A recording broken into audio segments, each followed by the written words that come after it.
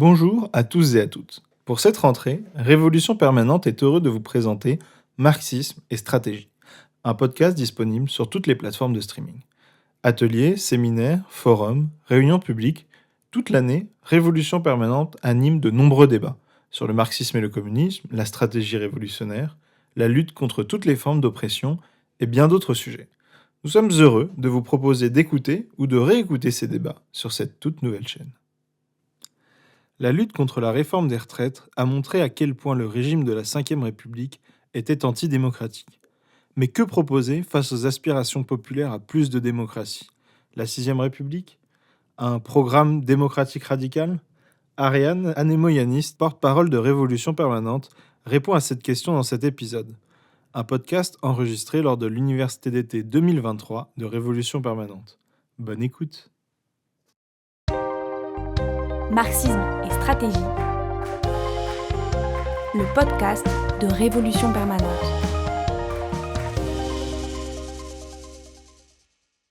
Déjà, pour commencer, on aura l'occasion de discuter dans le débat, mais c'est pas une question. La question de ces alternatives, c'est pas une question simple. C'est une question qui génère beaucoup de débats, y compris au sein de la gauche. Et pour la raison que profondément, ça pose un débat stratégique qui se fait entre les réformistes d'un côté notamment et les révolutionnaires de l'autre, mais pas que, et on le verra dans la suite du topo. Mais pour donner quelques éléments, peut-être dans l'introduction, il faut voir que il y a d'un côté, sur la question de la démocratie, les réformistes qui vont estimer que c'est pas nécessaire de renverser le système et que c'est possible en fait d'atteindre une forme pure de démocratie qui va pouvoir jouer le rôle de régulateur des excès du capitalisme. Et de l'autre côté, il y a les marxistes révolutionnaires dont on fait partie, qui vont estimer qu'en réalité, ce qu'on appelle la démocratie, c'est une démocratie de classe qui agit comme un voile, qui va recouvrir la domination de la bourgeoisie en lui permettant de se maintenir au pouvoir grâce à l'idée que en fait, tout le monde naîtrait libre et égaux et tout le monde participerait à l'élaboration de la politique. En gros, c'est l'idée que malgré la proclamation de liberté formelle, il n'y a pas d'espace pour que ces libertés elles puissent réellement exister, puisque la société, elle repose sur l'exploitation et l'oppression, et donc elle est profondément inégalitaire et que ne peut advenir aucune démocratie réelle dans le cadre d'une société comme celle-ci. On dit souvent que la démocratie, c'est le régime rêvé de la bourgeoisie, parce qu'il va générer le consentement des masses en entretenant l'illusion d'une égalité entre les différentes classes. Mais en réalité, en fonction du rapport de force qui va exister entre ces classes, c'est-à-dire en fonction de ce qui est nécessaire pour la bourgeoisie pour se maintenir au pouvoir, on va avoir plusieurs types de régimes, plus ou moins démocratiques, plus ou moins autoritaires, et c'est des choses on va discuter ensemble dans le topo. Alors de cette double définition, c'est-à-dire la démocratie comme démocratie de classe et le régime comme synthèse de l'état du rapport de force entre les classes, il y a certains courants révolutionnaires, comme lutte ouvrière notamment, qui vont en conclure qu'en fait, du coup, il n'y a pas besoin, voire même qu'il ne faudrait pas en fait, avoir une politique et un programme sur le terrain démocratique, parce que ça reviendrait finalement à accepter de vivre dans une société inégalitaire, et ça finirait par en fait entretenir des illusions réformistes sur la possibilité de vivre en démocratie sous le capitalisme. Nous, à l'inverse de cette position-là, on pense que le marxisme, c'est pas seulement une grille d'analyse de la société, mais c'est aussi et surtout un guide pour l'action du prolétariat, et qu'à partir de ça, les révolutionnaires, ils doivent pouvoir comprendre les différentes formes que prend la domination de la bourgeoisie pour répondre en indépendance de classe à toutes les préoccupations des masses qui peuvent exister, y compris sur le terrain démocratique. Donc, partant de ces éléments-là qu'on va retrouver tout au long de la discussion, et on pourra en débattre aussi, moi, je vais essayer de démontrer 3 idées qui vont nous permettre de réfléchir à la période actuelle. La première, c'est qu'un régime fort comme celui de la Ve République, ça ne signifie pas que la bourgeoisie elle est forte et que le prolétariat il est faible, mais qu'au contraire, la bourgeoisie elle doit s'appuyer sur davantage de coercition, parce que l'illusion démocratique elle ne suffit plus. Et ça, on va le voir avec la Ve République. La deuxième idée, c'est que pour faire face à ce type de régime, toute stratégie institutionnelle, elle va en réalité constituer une impasse qui va avoir pour conséquence de démobiliser les masses et de les désarmer face au pouvoir autoritaire. Et la troisième idée, qui sera la troisième partie de mon introduction, c'est que malgré tout ça, pour nous, il ne s'agit pas d'avoir une position attentiste et de se résigner à attendre en fait patiemment que advienne la révolution pour vivre dans une véritable démocratie. Mais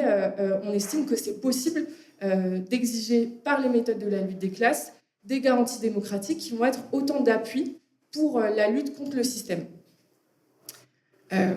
Alors, pour commencer, du coup, moi, je voudrais partir de l'idée que la Ve République, c'est un régime bonapartiste qui a été taillé pour faire face aux crises de l'impérialisme français. J'ai l'impression qu'avec l'année qu'on a vécue, on a à peu près tous une vision en fait, des principaux mécanismes de la Ve République, mais je vais en rappeler quelques-uns principaux, il y en a d'autres. On l'a vu avec les débats à l'Assemblée nationale pendant la réforme des retraites. La Chambre des députés, elle a un champ de compétences très réduit. Son activité, elle est en permanence régulée par le Sénat, mais aussi des mécanismes comme le 47.1, le 49.3. Ces lois, elles sont contrôlées par le Conseil constitutionnel. On a de l'autre côté un président de la République qui a un rôle extrêmement important, notamment en matière de défense. Il est irresponsable devant le Parlement. C'est le chef des armées qui va décider de toutes les interventions militaires. Il a la possibilité de transférer les pouvoirs aux autorités militaires par l'article 36. Il a la possibilité de s'octroyer les pleins pouvoirs avec l'article 16. Donc voilà, ça c'est quelques dispositions de la Constitution. Et c'est vrai que le récit national français nous apprend à beaucoup banaliser ces mécanismes. Si certains ont fait du droit constitutionnel, on nous apprend que la Ve République, c'est du parlementarisme rationalisé, c'est un régime mi-présidentiel, mi-parlementaire, etc., etc. Enfin, il y a plein d'euphémismes pour en fait désigner un régime qui n'a qui n'existe nulle part ailleurs qu'en France, dans aucun régime en Occident, et qui, par exemple, il y avait un journaliste du Financial Times qui disait pendant la réforme des retraites qu'en réalité, le président de la République, c'est ce qui se rapproche le plus d'un dictateur élu dans le monde développé. Pour vous dire à quel point nous, en fait, depuis la France, le récit banalise beaucoup ce type de mécanisme. Après, c'est vrai que ça fait plutôt consensus au sein de la gauche que la cinquième, c'est pas démocratique. Mais par contre, les origines et les fondements du régime, ils sont très méconnus et ça nous empêche de nous y affronter correctement. La réalité, c'est que le régime de la cinquième, c'est pas le produit de personnalités comme Macron qui serait autoritaire, mégalomaniaque, etc. Mais c'est un régime qui a été fondé pour résoudre la crise de l'impérialisme français, au sens où la dureté du régime, ça a été une réponse directe à une situation de lutte des classes qui était défavorable à la bourgeoisie à la fin des années 50. En l'occurrence, De Gaulle, il est arrivé au pouvoir pour arbitrer entre différents secteurs de la bourgeoisie sur la question stratégique de la préservation de l'Empire français. La naissance de la cinquième, elle prend racine directement dans un contexte où, face aux aspirations nationalistes indépendantistes de plusieurs peuples des colonies de l'Empire français, comme la Tunisie, le Maroc, l'Algérie, l'Indochine, etc., la bourgeoisie française, elle va se déchirer entre, d'un côté, les partisans d'un maintien strict de l'Empire, et de l'autre, ceux qui pensent qu'il faut actualiser les rapports de domination par le biais d'accords commerciaux et politiques qui vont permettre de stabiliser les institutions, etc. En réalité, la quatrième, elle implose en fait autour de cette question-là, et c'est là que va intervenir l'acte fondateur de la Ve République. Alors, on nous a souvent raconté que en fait, c'est De Gaulle qui est appelé au pouvoir par la volonté populaire, que en fait, c'était vraiment le héros, etc., etc. En réalité, c'est un mythe de A à Z qui a vocation à masquer le fait que le régime, il est né d'un coup d'État le 13 mai 58 à Alger, qui a été organisé consciemment pendant plusieurs mois par une frange radicalisée de l'armée et les cercles gaullistes, dont De Gaulle au premier plan. Ce coup d'État, pour De Gaulle, c'est une manière pour lui de s'appuyer directement sur l'armée pour pouvoir revenir au pouvoir et instaurer un régime qui soit fort pour restaurer la compétitivité de la France, mais aussi son positionnement sur la scène internationale face à la crise de l'Empire français. Et c'est de ce point de vue-là que nous, à Révolution Permanente, on fait la définition que la Ve République, c'est un régime bonapartiste. C'est un terme évidemment qui est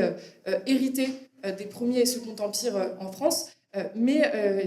il est utilisé et généralisé par les trotskistes pour définir un type de régime particulier qui, et là je vais citer Trotsky,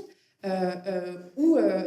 la classe économiquement dominante se trouve contrainte, afin de sauvegarder ce qu'elle possède, de tolérer au-dessus d'elle le commandement incontrôlé d'un appareil militaire et policier, d'un sauveur couronné. Cette situation se crée dans les périodes où les contradictions de classe sont devenues particulièrement aiguës. Le bonapartisme a pour but d'empêcher l'explosion. En réalité, c'est exactement la situation dans laquelle on se trouve à la fin des années 50. L'Empire français est menacé, la bourgeoisie, elle craint le spectre de la lutte des classes, et donc pour préserver ses intérêts, elle va accepter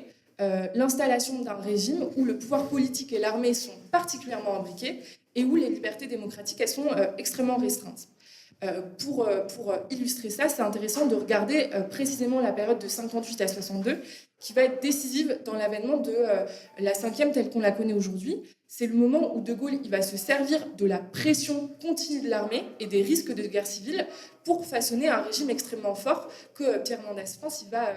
carrément qualifier de promulgation légale de la dictature. Donc pendant cette période-là, De Gaulle il va consolider les mécanismes de restriction des pouvoirs du Parlement. Il va par exemple menacer l'Assemblée nationale d'activer l'article 16 qui lui octroie les pouvoirs spéciaux pendant un certain temps si jamais il n'obtient pas une majorité suffisante pour gouverner.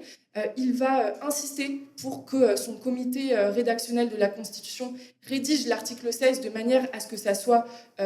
possible de l'activer non pas uniquement en cas de guerre mais en cas de danger nucléaire ou d'insurrection communiste. Donc on voit bien à quel point ils veulent penser comment mater les phénomènes de lutte des classes.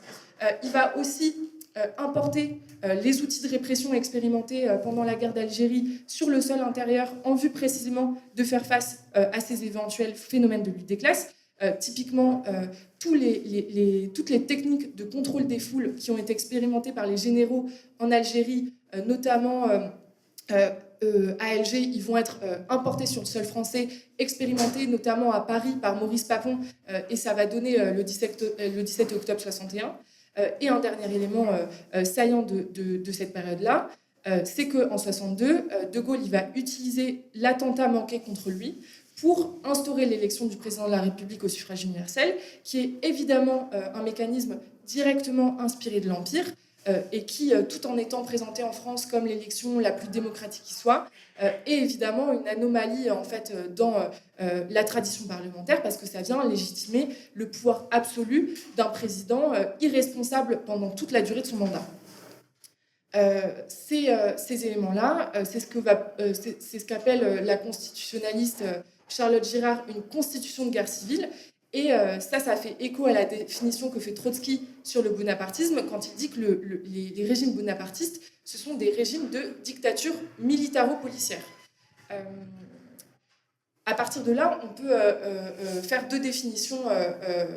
partielles. La première, et ça nous permet de penser le contexte actuel, c'est que la radicalisation de la police qu'on a vue ces derniers mois, ça n'est pas le signe d'une fascisation du pouvoir, mais c'est plutôt celui d'un durcissement des très bonapartistes du régime, dans la droite lignée du rôle qu'avait joué l'armée à la fin des années 50. Et la deuxième qui en découle, c'est que contrairement à la lecture dominante qui consiste à dire que le durcissement de l'État, c'est la démonstration de la faiblesse et de l'incapacité des classes populaires à faire face à un pouvoir ultra fort, ultra hégémonique, etc.,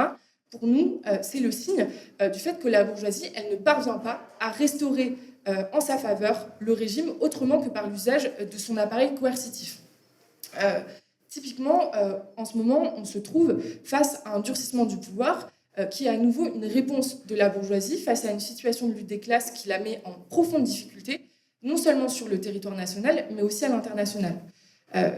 Sans revenir énormément dans les détails, parce que je vais essayer d'avancer plus sur la question des alternatives, mais il faut avoir en tête que dès 2008, la crise économique, elle va marquer la fin d'une période de restauration bourgeoise et le début d'une période d'instabilité extrêmement importante pour le pouvoir. On le voit à la fois en Afrique où l'impérialisme français il va être mis en concurrence avec des puissances comme la Chine, comme la Russie. On le voit avec l'émergence de phénomènes de contestation très profonds dans les anciennes colonies françaises comme au Sénégal, au Niger, etc.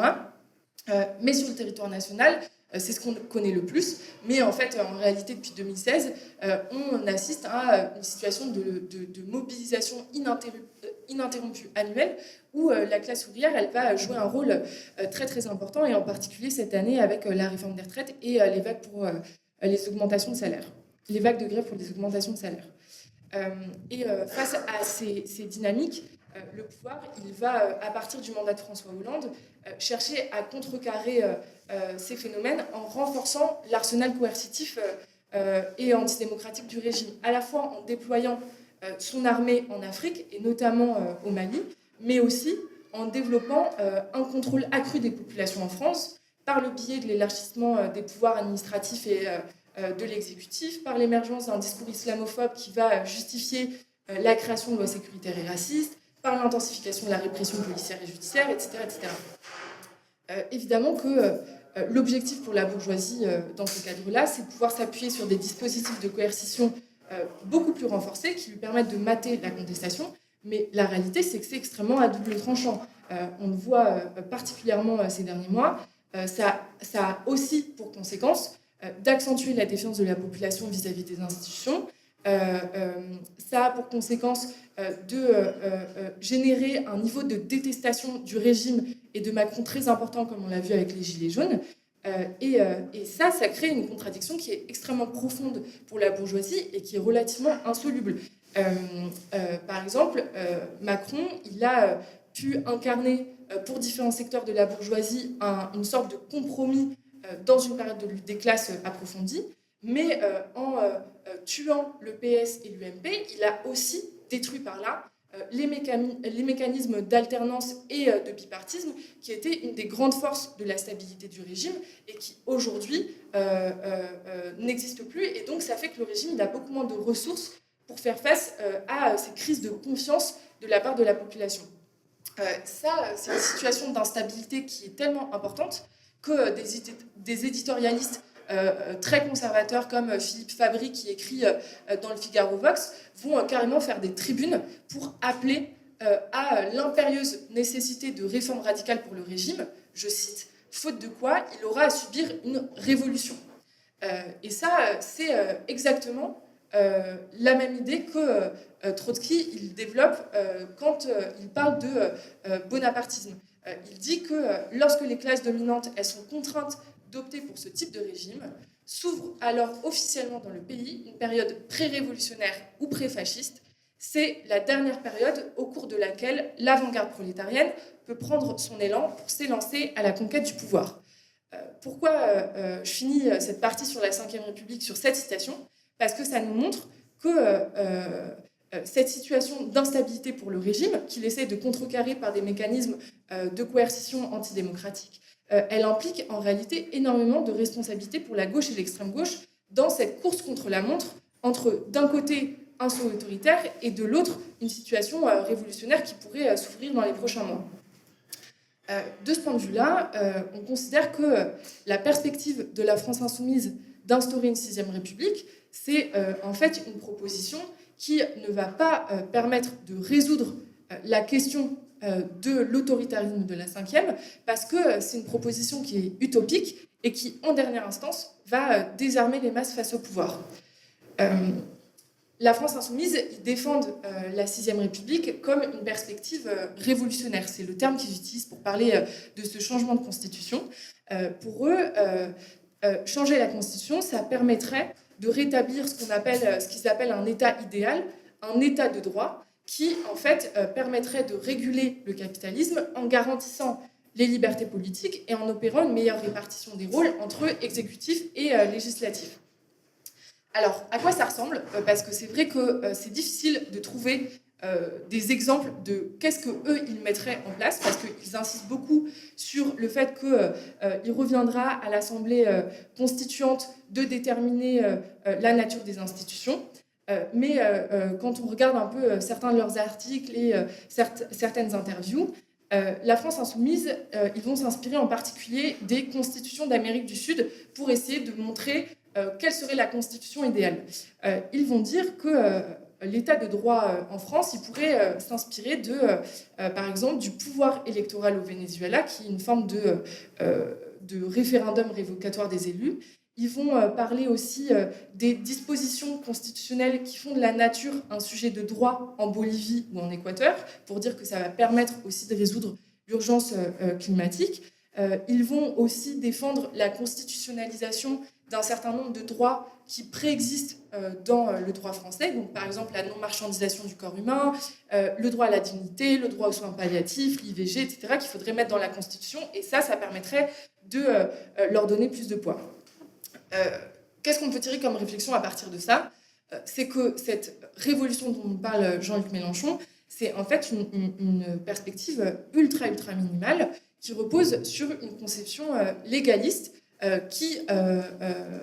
selon laquelle la clé pour une société plus égalitaire, ça serait la protection de certains principes et libertés par le droit constitutionnel et international. Cette stratégie, elle est intrinsèquement liée à l'idée que l'État, ça serait en fait un instrument neutre qui pourrait être investi par la gauche pour être mis au service de la transformation pacifique de la société par ses propres institutions. À l'inverse, pour nous, sans rentrer dans le détail parce que ça pourrait faire un topo en tant que tel, l'État, c'est pour nous l'expression de la domination de la bourgeoisie. Et de ce point de vue, changer de texte constitutionnel, ça ne va pas pour autant permettre de changer de système. Une 6e République, ça ne permettra pas d'en finir avec l'urgence écologique, d'en finir avec la multiplication des guerres, etc. etc. Typiquement, le fait que la nature, ça soit un sujet de droit constitutionnel en Bolivie, ça n'empêche pas la destruction des ressources naturelles, l'accaparement des terres autochtones par les multinationales. Mais même quand on regarde en France, le bloc de constitutionnalité français, il défend par exemple le principe du droit de grève. Pour autant, en France, le droit de grève, c'est un droit qui est extrêmement attaqué ces dernières années, et le fait qu'il soit inscrit dans la Constitution, ça n'en fait pas un droit inaliénable, totalement respecté par la bourgeoisie, etc. Ce rapport idéaliste à l'État, il va conduire en réalité la France insoumise à avoir une politique d'interpellation du gouvernement, typiquement en demandant à Macron qu'il fasse respecter la subordination de la police à ce que lui il va appeler l'ordre républicain et l'état de droit. En réalité, penser que la police qui exige cet été davantage de latitude pour réprimer dans les quartiers et dans les manifestations, ça serait un phénomène séditieux contre la République, c'est ne pas voir que précisément la radicalisation d'une partie de la police, comme la radicalisation de l'armée dans les années 50, ça n'est pas le contraire de la démocratie, mais c'est son évolution en temps de crise dans le but de faire face à une accélération de la lutte des classes qui la met profondément en danger. Évidemment, cette stratégie institutionnelle, ça serait de mauvaise foi de dire que ça n'est que de l'idéalisme de la part des réformistes vis-à-vis de l'État. C'est aussi lié en réalité à un projet politique de la France insoumise qui, comme je le disais, ne cherche pas à remettre en question les fondements du capitalisme, mais simplement à le réguler de manière à opérer une conciliation entre les intérêts des classes dominantes et ceux des classes populaires. Et de ce point de vue-là, la reparlementarisation de la vie politique qu'appelle de ses voeux la France insoumise, ça répond aussi à un enjeu de stabilisation des institutions par la conciliation des aspirations démocratiques de la population avec les intérêts de la puissance impérialiste française. Par exemple, Jean-Luc Mélenchon, il va beaucoup revendiquer la gestion parlementaire de la Première Guerre mondiale, qui était une guerre impérialiste, où le Parlement il avait joui de pouvoirs extrêmement étendus, ce qui avait permis que, je cite Mélenchon, le consentement populaire accompagne les politiques publiques. Pour lui, c'est ça qu'il faut viser. Et c'est une critique, par exemple, qu'on retrouve en particulier concernant les intérêts actuels de l'impérialisme français, Jean-Luc Mélenchon, il va indiquer que la France, ça n'est pas la petite nation occidentale qu'ont fait d'elle ces 2 derniers présidents. C'est une puissance à vocation universaliste, présente sur les 5 continents, et de son point de vue à lui, la reparlementarisation, la stabilisation des institutions, c'est aussi une manière de préserver l'Empire français et les intérêts de la bourgeoisie. Un exemple intéressant pour voir toute l'impasse de cette stratégie institutionnelle, c'est l'expérience chilienne, parce qu'à la fois elle a été revendiquée par la France insoumise comme la mise en pratique de sa stratégie, et en même temps, pour nous, elle incarne précisément toutes les impasses d'une stratégie comme celle-ci. Pour ceux qui ne connaissent pas, au Chili, il y a eu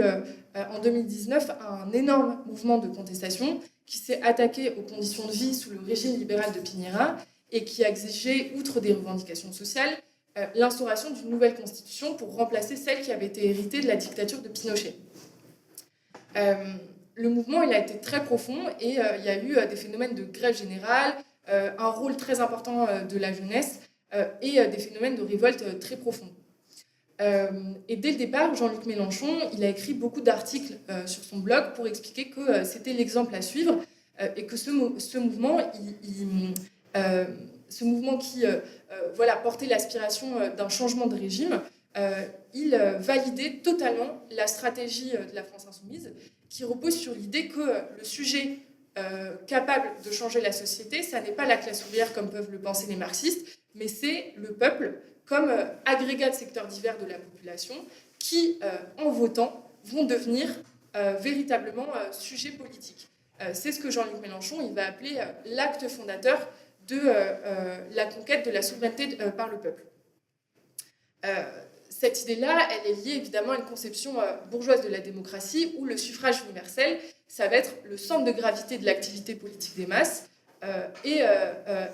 par lequel elles vont devenir sujets politiques, c'est-à-dire en déléguant à des représentants professionnels l'application et la concrétisation de leurs aspirations et de leurs revendications. Et de ce point de vue-là, par rapport à cet exemple du Chili, l'événement décisif pour la France insoumise, c'était pas tant l'irruption du mouvement ouvrier comme acteur central pour paralyser le pays par la grève, mais c'était la signature d'un accord de paix entre la classe politique et le pouvoir qui actait de la mise en place ultérieure d'une assemblée constituante. Et de ce point de vue-là, la question stratégique qui est posée à ce moment-là, c'est évidemment de savoir quel est le centre de gravité de la transformation de la société et qui en est le sujet ou l'acteur central. Pour la France insoumise, l'accord de paix de 2019 au Chili, ça constituait la victoire ultime vers une transition pacifique des institutions. On voit par là que c'est en réalité une conception qui entretient un rapport instrumental aux classes populaires qui vont être en fait réduites à un rôle de masse de manœuvre qui va être mis au service de l'activité institutionnelle, d'abord par une logique de pression depuis la rue, mais plus centralement dans le cadre d'un processus électoral où elles vont déléguer à des élus constituants le soin de changer les fondements du régime. Évidemment, à l'inverse pour nous, l'accord, c'était une confiscation de la mobilisation par la classe politique qui travestissait une revendication démocratique des masses, c'est-à-dire l'Assemblée constituante, en un outil de pacification et de stabilisation des institutions. Et la réalité, c'est que c'est exactement ce qui est arrivé, puisque au moment où il y a eu le référendum d'approbation de cette constitution, la population a voté contre majoritairement. Et donc, s'applique encore aujourd'hui, à l'heure actuelle, au Chili, la constitution héritée de Pinochet, que les masses avaient voulu renverser par un mouvement historique de contestation. Et le bilan stratégique que tire la gauche, c'est évidemment que la population, en fait, elle est conservatrice, qu'elle n'avait pas finalement envie d'une constitution plus à gauche. Mais pour nous, c'est la démonstration que entretenir l'illusion que c'est possible de changer les fondements du régime par ses propres institutions, en déléguant à des élus le soin de changer les institutions, c'est une manière de démobiliser et de désarmer les classes populaires face au pouvoir. D'une manière générale, on pourrait faire deux conclusions partielles avant de passer à ce qui nous intéresse le plus, entre guillemets, qui est quelle politique nous on peut porter face à la Ve République. 2 conclusions partielles. La première, c'est que pour construire une véritable démocratie, il faut se battre en réalité pour renverser les fondements inégalitaires de la société capitaliste qui empêchent toute égalité réelle entre les classes. La deuxième idée, c'est que pour autant, on ne va pas pouvoir se résigner face au durcissement autoritaire du pouvoir, on ne va pas pouvoir attendre les bras croisés, et c'est en réalité possible, par les méthodes de la lutte des classes et en donnant à la classe ouvrière la latitude pour le faire, d'arracher les garanties démocratiques qui vont constituer des points d'appui vers l'action révolutionnaire. Ça, c'est la logique qu'adoptent les trotskistes dans les années 30 avec le programme démocratique radical. En 1934, Trotsky publie un programme d'action pour la France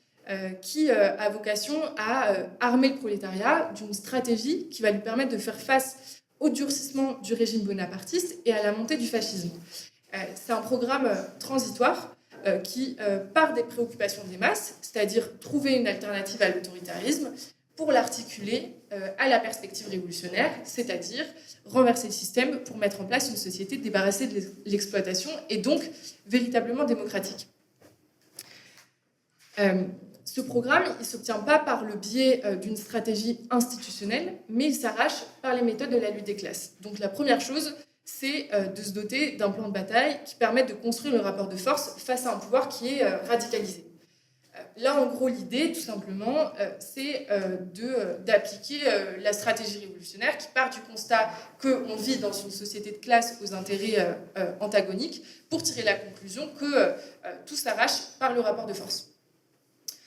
On peut citer énormément d'exemples que vous connaissez, évidemment, la réduction du temps de travail, les congés payés, l'augmentation des salaires, etc. Mais ce qu'on a parfois moins en tête, c'est que, y compris sur le terrain démocratique, nos droits ils ont été obtenus aussi par la rue. On peut penser au droit de vote, au droit de grève, à la liberté de la presse, la liberté syndicale, etc. Et évidemment que pour défendre l'ensemble de ces droits démocratiques arrachés par les méthodes de la lutte des classes, il s'agit de renouer avec ces mêmes méthodes, c'est-à-dire la grève, les occupations d'usines, les manifestations et plus généralement la mobilisation sous toutes ses formes. Ça, c'est un bilan qu'on peut directement tirer du mouvement contre la réforme des retraites, où face à l'immense colère qui s'est exprimée contre un régime autoritaire, le mouvement ouvrier, il avait la capacité de faire grève non pas pour exiger uniquement le retrait, mais aussi pour arracher des droits sur le terrain démocratique, à commencer par les revendications qui avaient pu s'exprimer dans la rue à ce moment-là, mais aussi au moment des Gilets jaunes. Donc la démission de Macron, la suppression de la figure présidentielle, la suppression du Sénat, etc. Cette stratégie,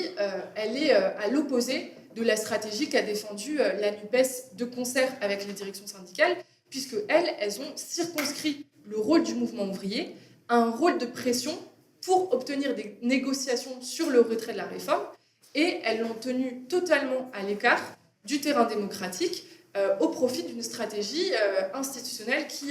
se résumait à l'obstruction parlementaire par des milliers d'amendements et des motions de censure qui étaient de moins en moins votées au fil des mois.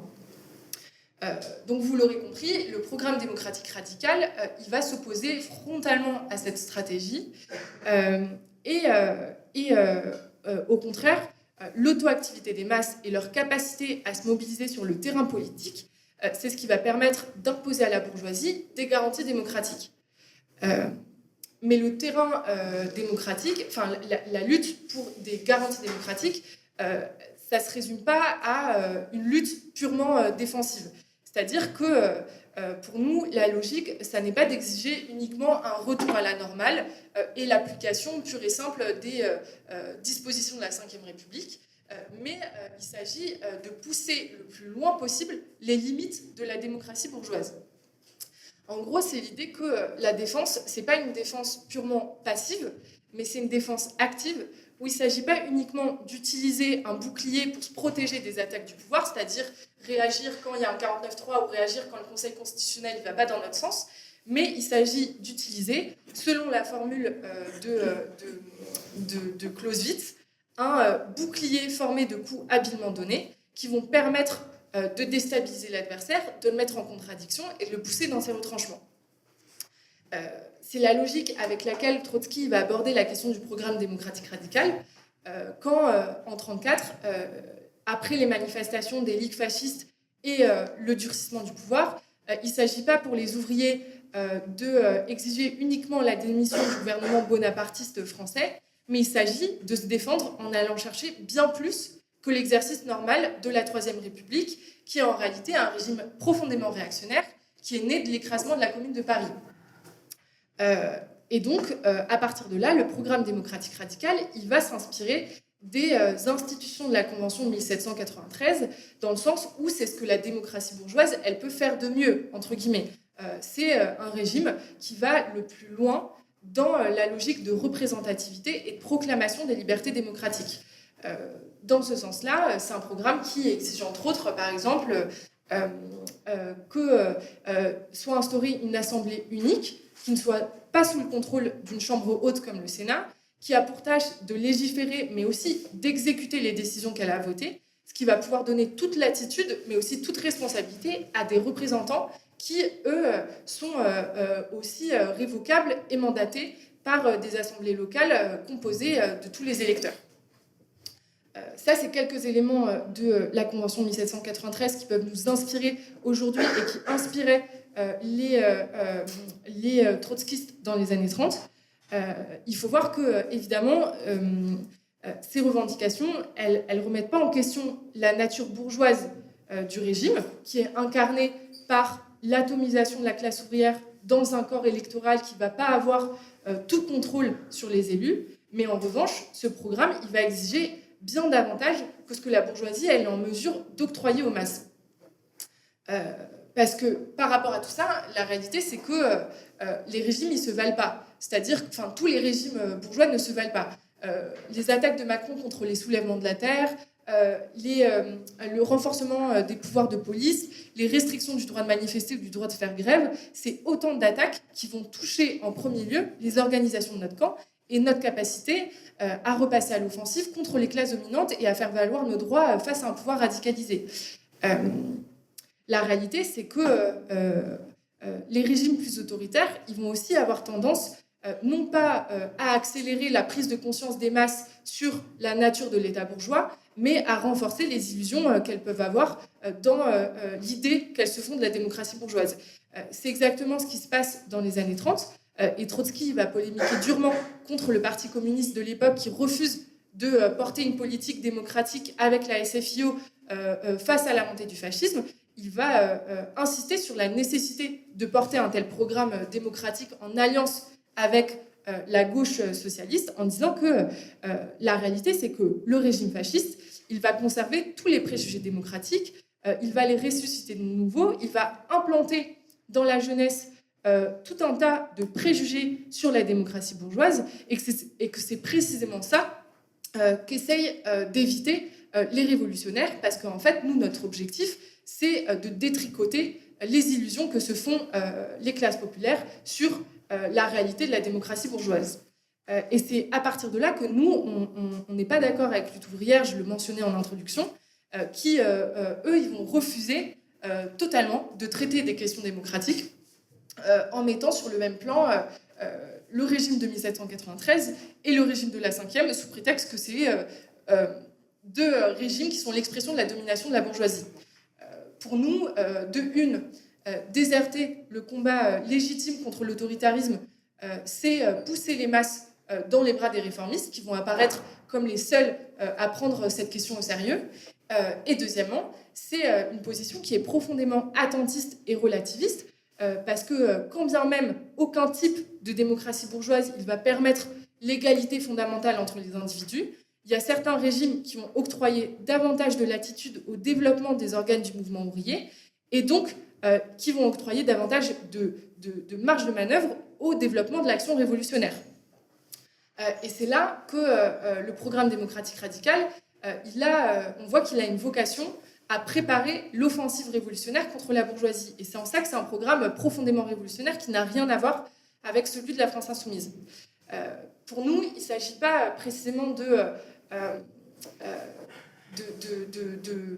d'agiter la montée de l'extrême droite ou la montée de l'autoritarisme pour justifier de voter justement Mélenchon ou la France Insoumise aux élections, mais il s'agit de prendre ses responsabilités face à l'urgence de la situation qui, comme on le disait un peu plus haut, c'est la dernière période au cours de laquelle l'avant-garde prolétarienne elle peut prendre son élan pour s'élancer à la conquête du pouvoir. Et cette perspective, le programme démocratique radical, il a vocation à la préparer en permettant le développement de l'auto-organisation. Quand Trotsky il élabore le programme démocratique radical, il ne va pas proposer uniquement des mots d'ordre sur le terrain démocratique, mais il en fait un guide pour l'action du prolétariat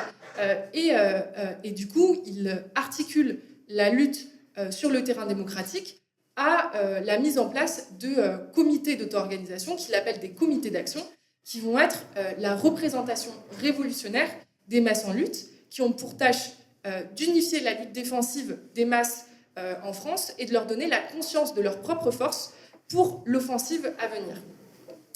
Et c'est là où on voit le pont qui va s'opérer entre la défense de la version la plus radicale que peut nous offrir la démocratie bourgeoise avec la préparation du passage à l'offensive par le développement des cadres d'auto-organisation. Dans le sens où ce que permet le programme démocratique radical,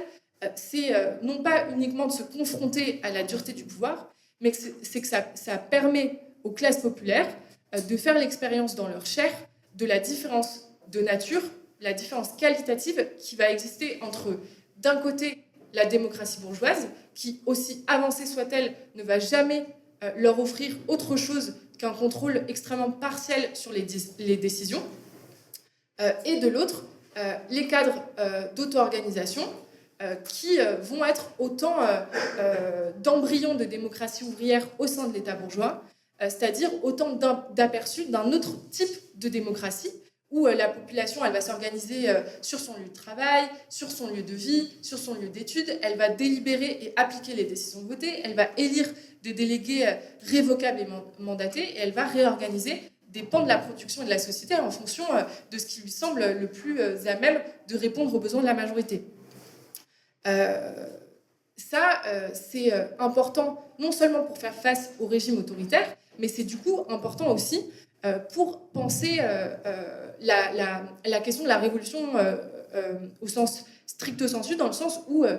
une fois que le pouvoir il aura été conquis, tous ces cadres d'auto-organisation, toutes ces expériences de démocratie par en bas, ça va être autant d'éléments qui vont fonder la colonne vertébrale du futur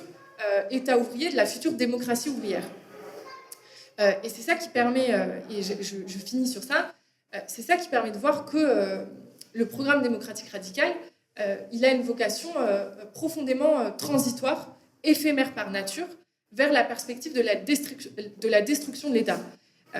En articulant différentes revendications démocratiques dans le cadre du régime bourgeois, il vise en réalité à renforcer les positions des masses au sein de la démocratie bourgeoise pour lui faciliter la préparation de l'action révolutionnaire. L'objectif, c'est donc pas du tout une transition pacifique de la société. Ça n'est pas la perspective de ce qu'on pourrait appeler un État hybride ou combiné qui va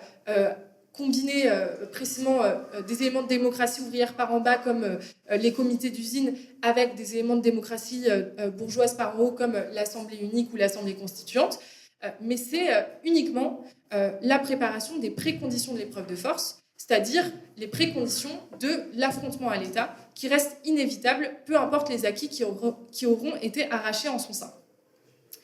Et ça veut dire qu'une fois que les masses et les classes populaires, elles tirent le bilan que, en fait, voilà, elles ont compris, on a tous compris qu'il n'y avait pas de démocratie possible sous la domination de la bourgeoisie. Il n'y a plus lieu d'être, il n'y a plus lieu d'avoir ces cadres de démocratie bourgeoise qui, dans des périodes de montée révolutionnaire, ils vont pouvoir passer d'un rôle d'appui au développement de la radicalité ouvrière à un rôle de frein du processus révolutionnaire. C'est exactement ce qui s'est passé en 1918 en Russie, où, après la prise du pouvoir par les bolcheviks, l'Assemblée constituante, elle avait fini par devenir, de par sa nature de classe, sa nature bourgeoise, le refuge de tous les contre-révolutionnaires qui essayaient d'étouffer le développement de la démocratie par en bas, par le développement des soviets, de l'auto-organisation, etc. Et à ce moment-là, ce qu'ont défendu les bolcheviks, c'est que en fait, les éléments de démocratie ouvrière, les soviets en l'occurrence, ils